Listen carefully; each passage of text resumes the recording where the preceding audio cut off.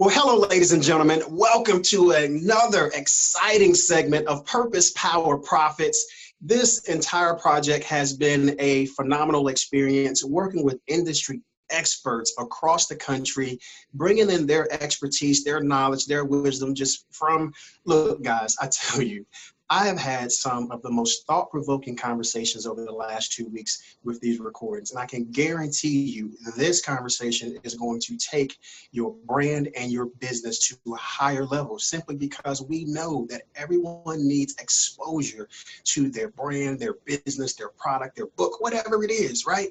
And so we have brought in an expert in the media space. I mean, look, she has worked at super Uber levels, all right, Tom Joyner Morning Show, and now she is the founder and CEO of Nikki Woods Media, helping you do all things, press releases, media exposure, you name it. So without further ado, ladies and gentlemen, please welcome to Purpose, Power, Profits, Miss Nikki Woods. How are you doing today, madam?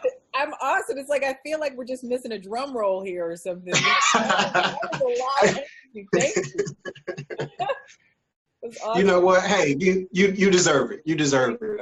When someone such as yourself is doing powerful things in the industry, helping people, your passion, all the content that you push out across the different platforms, I can really sense your love and your passion and just the sincerity with wanting to help people get from where they are to where they want to be. So thank you for doing that.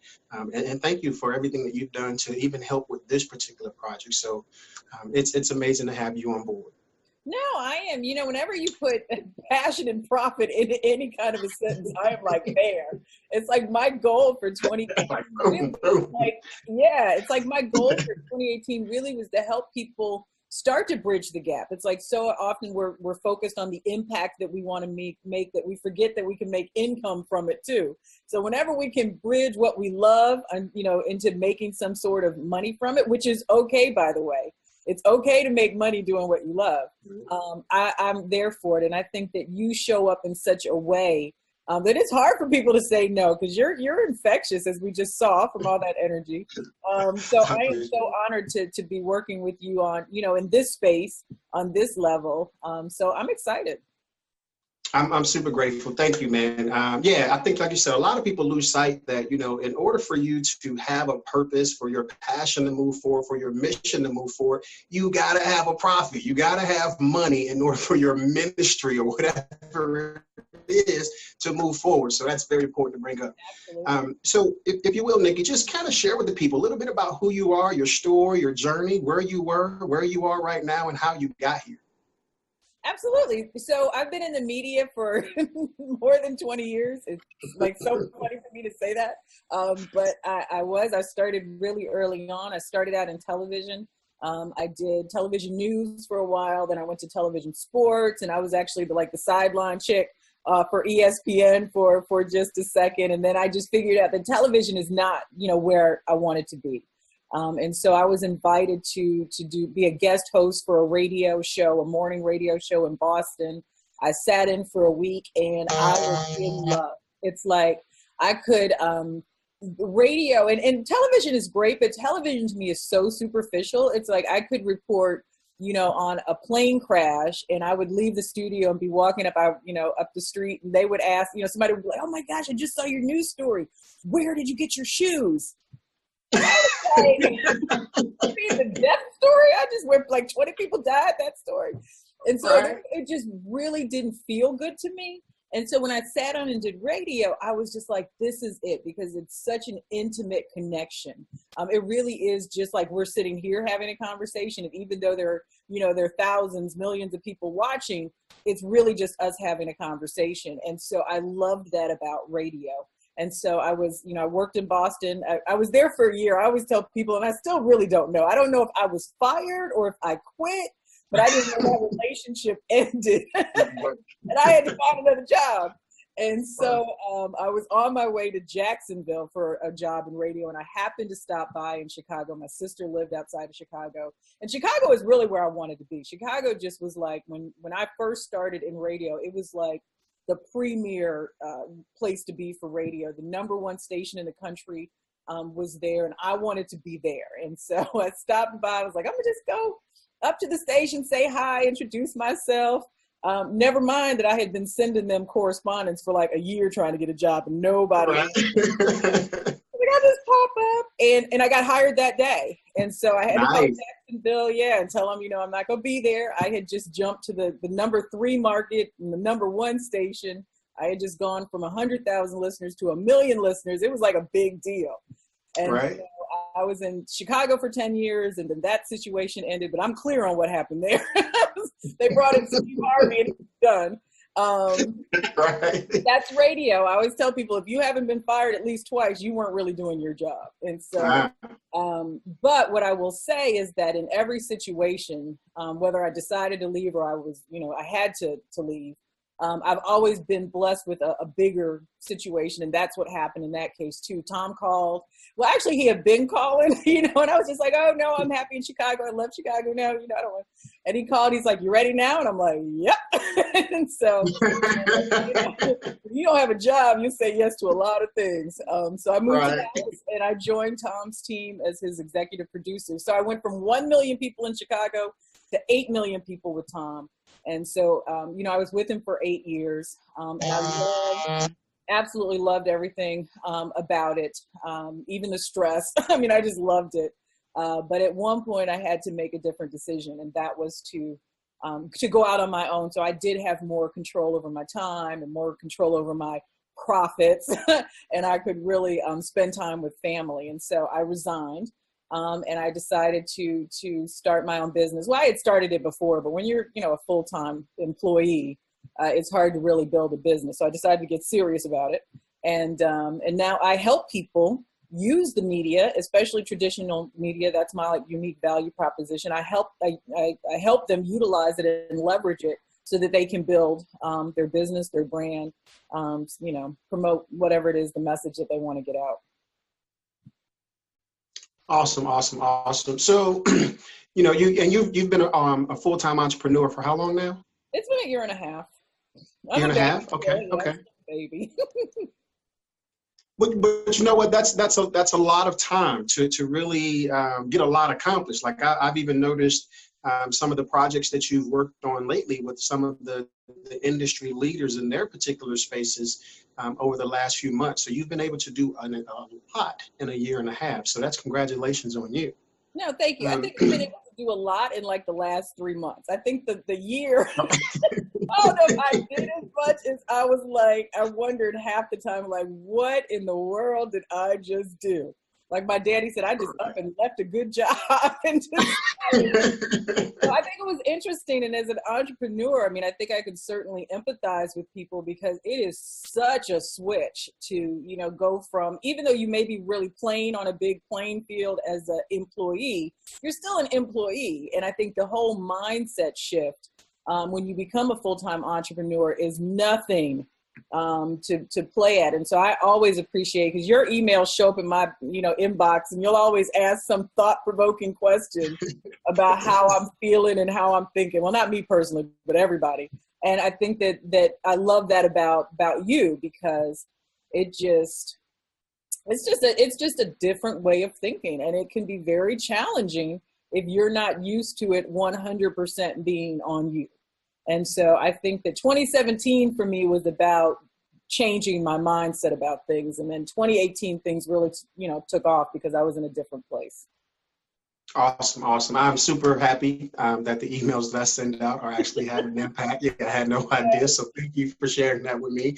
Yeah, I tell you from personal experience, it was a similar scenario when I transitioned from active duty to full-time entrepreneurship, where, I was so accustomed to people, everything was taken care of. I didn't have to make a dental appointment. If I missed a medical appointment, someone was calling, hey, where are you? And so now when I transitioned out and I had to make my first dental appointment, I was lost. I was like, who do I call? What do I do? And just having to hunt, for every meal, that's a huge shift. So yeah, it is definitely a mindset shift, and I'm happy to be able to help and happy to see the progress that you've made.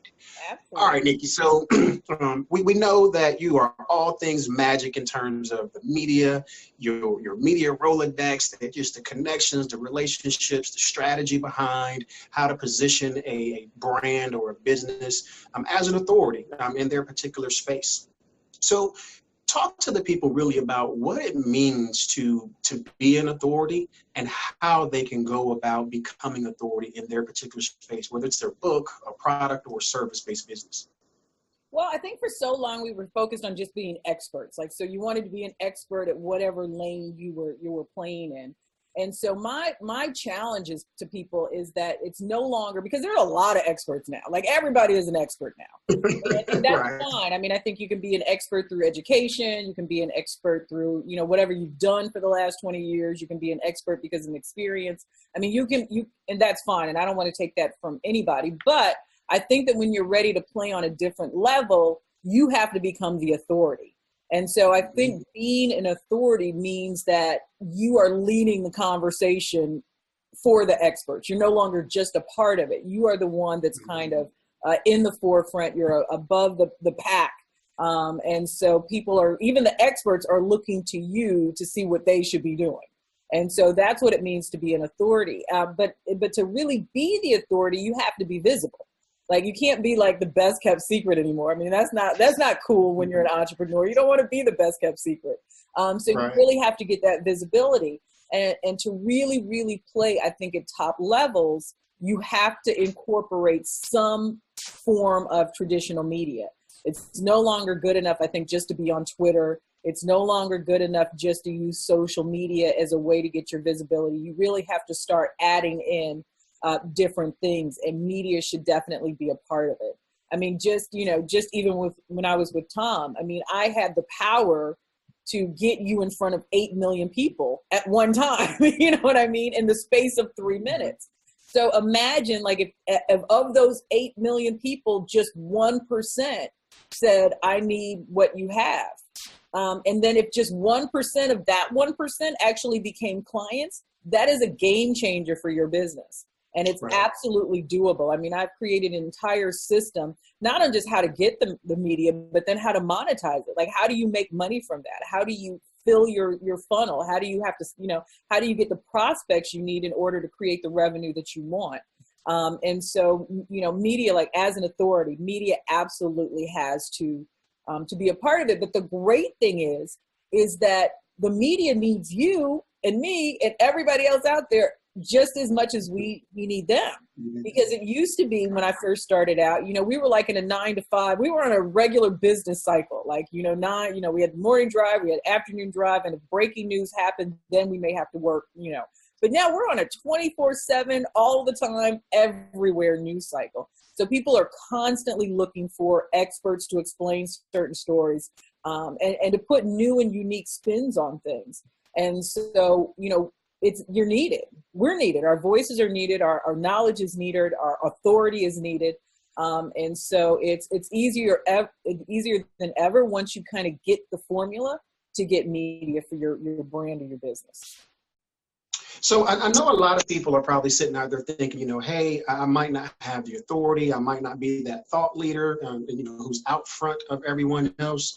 But, I feel like I have what it takes to be in front of the media. Is there a different approach to local media versus national media?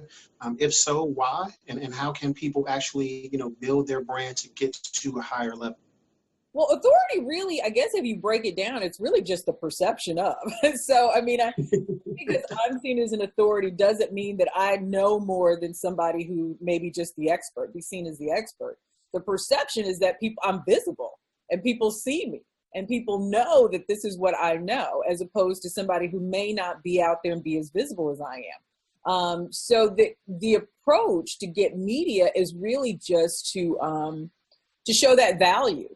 So the one thing that I will say about most people that I've encountered or talked to, or even was pitched when I was in the media, is that they're so focused on the sale that they never really expose the value that they offer. And it sounds so simple, but when I tell you 98% of people do it so wrong and so badly that it's not even funny. And so when I say focus on the value, what I mean is, say you're a financial expert and you wrote a book, the top 10 things you need to do to stay out of debt, whatever. The value is not that you wrote the book. The value is what is in the book.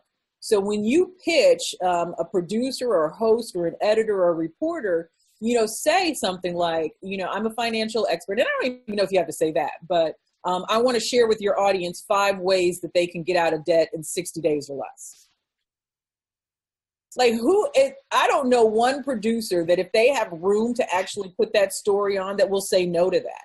Because what we do is we are laser focused on making sure that we're always providing value for our audience. And in this day and age, I know everybody has some kind of a debt.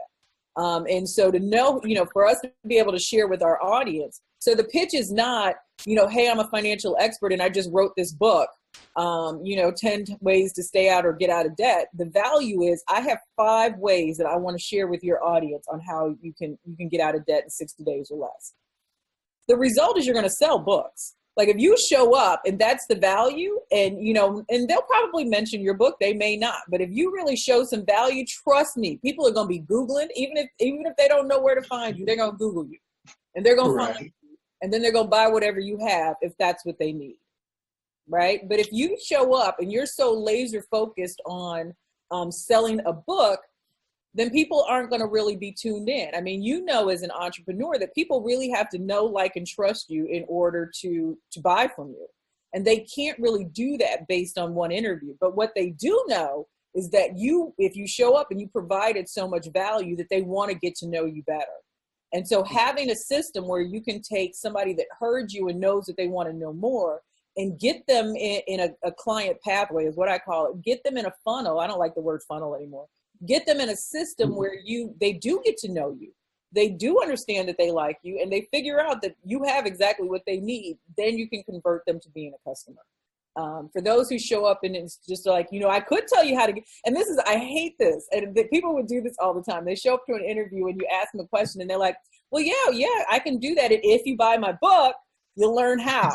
I mean, that's just like the biggest turnoff. I don't think anybody, and that will get me like Tom, let me see if I have some glasses. This is Tom's. Tom would be sitting there and he would pull his glasses down and he would look over the console at me. And that meant that person was never going to be back on our airwaves again.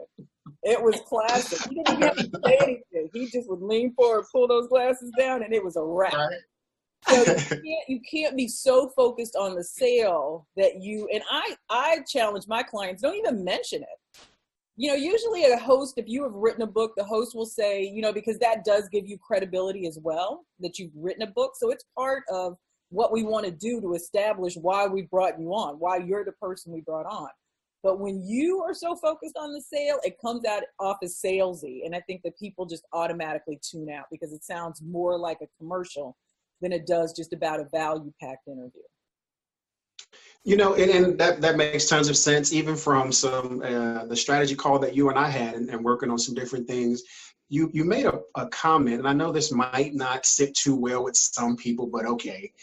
But you made a comment about how, profit and money is sexy. So if you can teach people how to make more money, get out of debt, multiple streams of income, whatever it is, that really is sexy and that sells.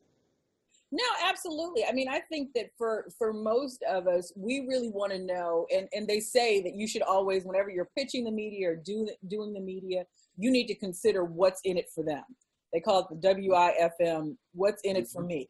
And so people, that's how they're constantly thinking, like, if I'm going to give you, and trust me, 3 minutes on Tom Joyner, like to buy a commercial, I mean, you're talking millions of dollars. So to be able to get a free interview where for 3 to 5 minutes, you can give value, that's priceless. And so you always have to consider, like, why do I care? Like, why do I care? Like, as the media, we don't care about your book.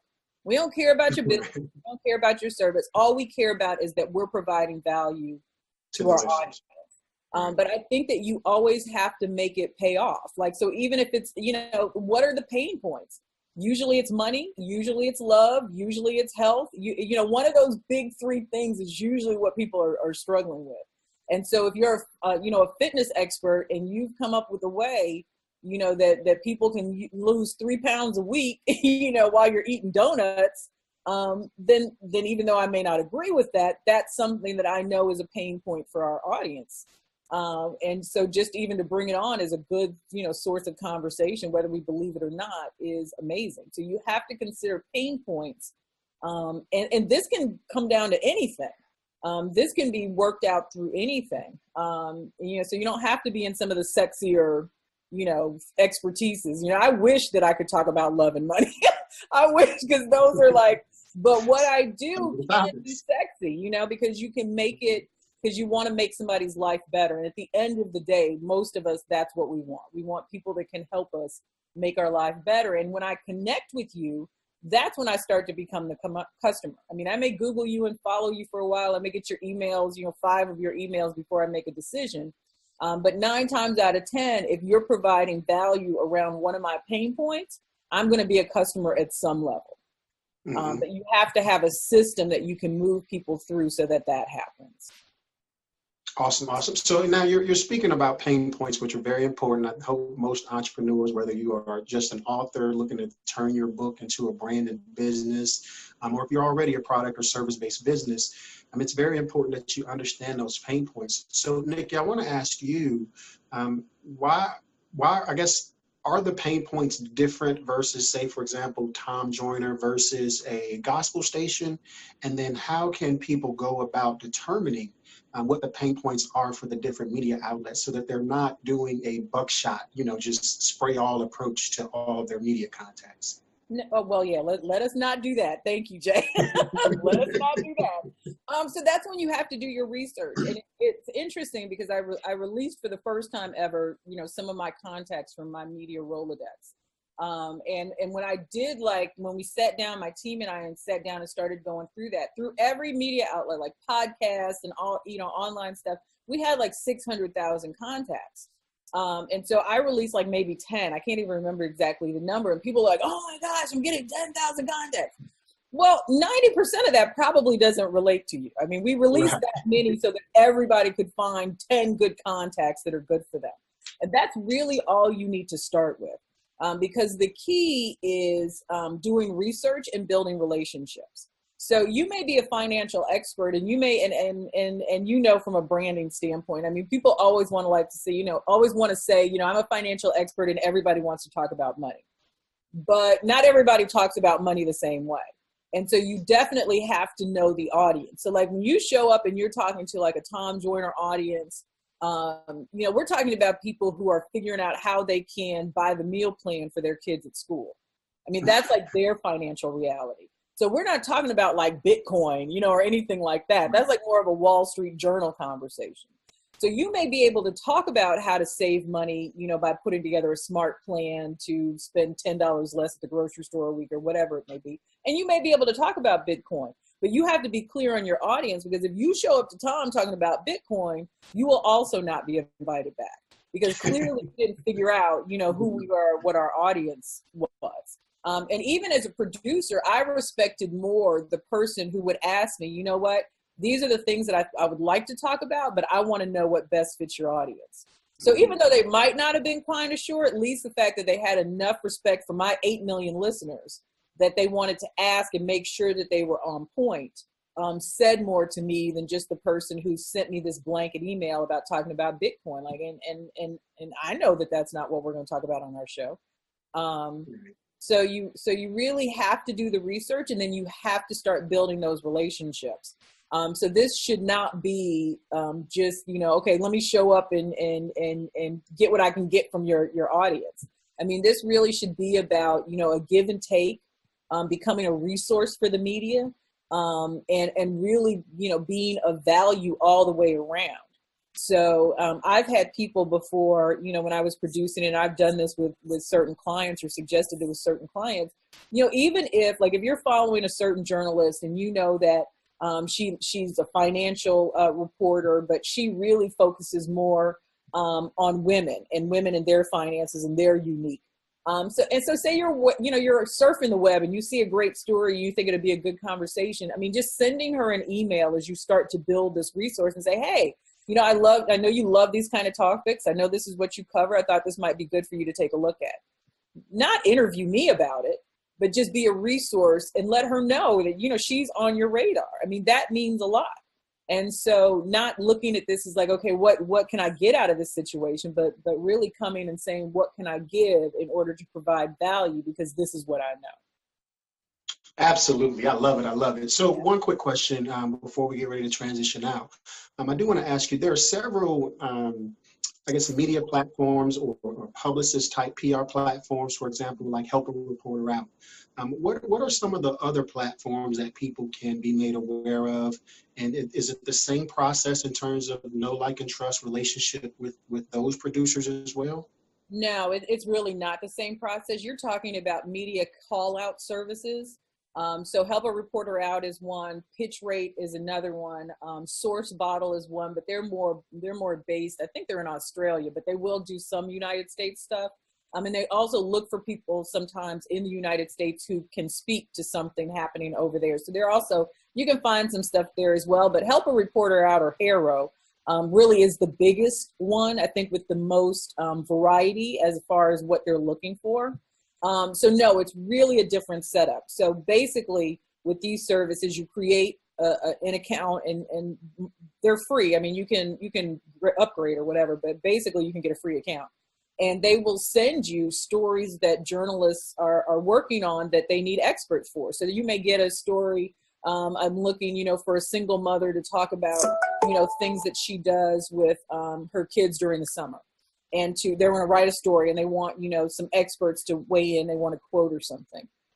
This is not really the place to build relationships. I mean, you just need to follow up and let them know, who you are. Yes, you're a single mom, what you do. And then if they ask for 3 tips, give them 3 tips and then, leave your contact information. So if they need to follow up, they can.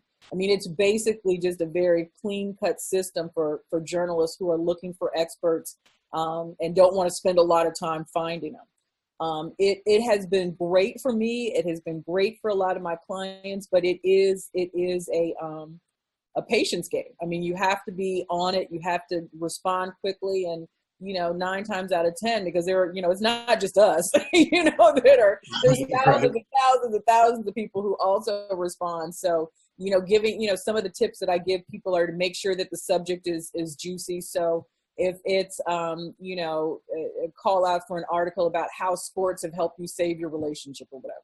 So don't just respond and say, I have a story about how sports saved my relationship, just because you're trying to mirror what they said. Say something like, here are 6 tips on how basketball helped me rebound in my relationship, or something, that's different than what everybody else is going to say.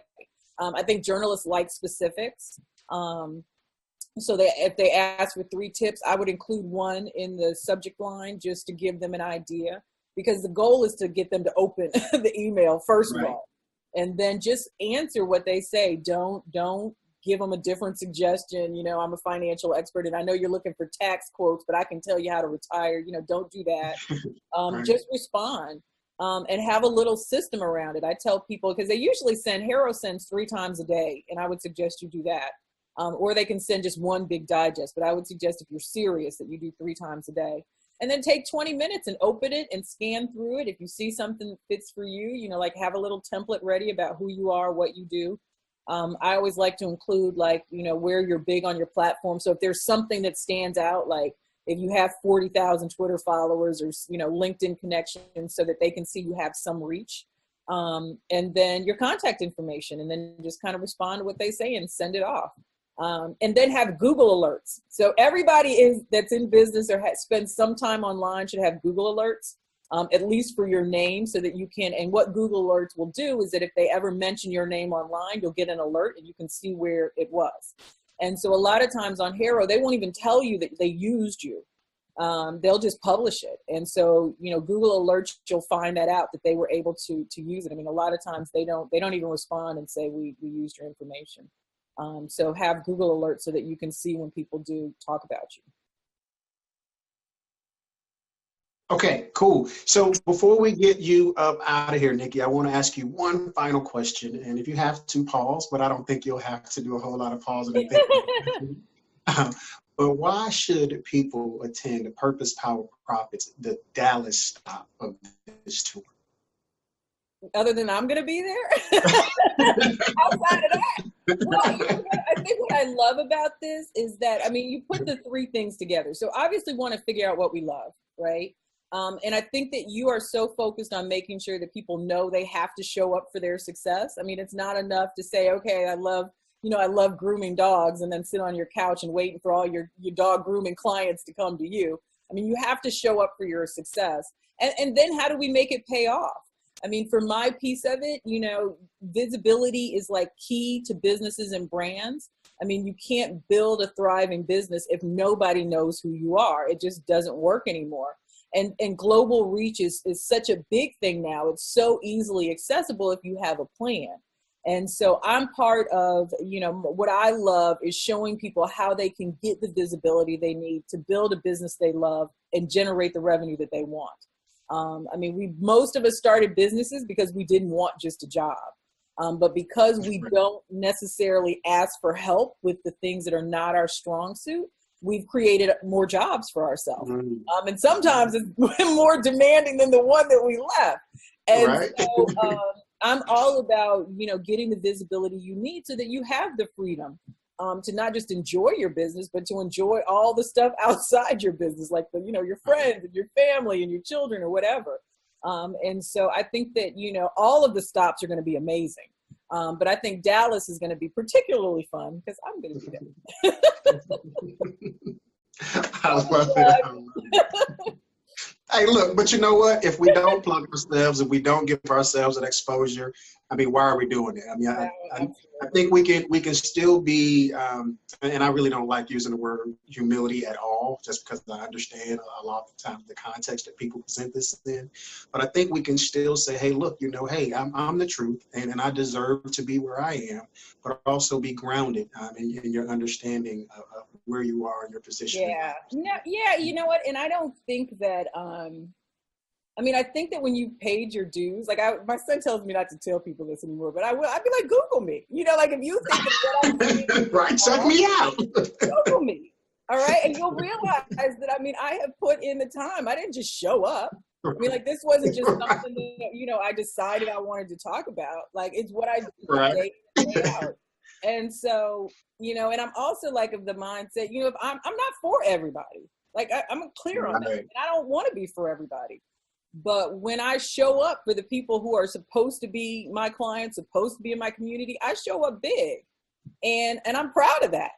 I'm proud of that. I don't ever want to do anything halfway. And so, and that my track record shows that. So I don't even think it's being cocky or anything. I just know what I've done. Right. Absolutely. Absolutely.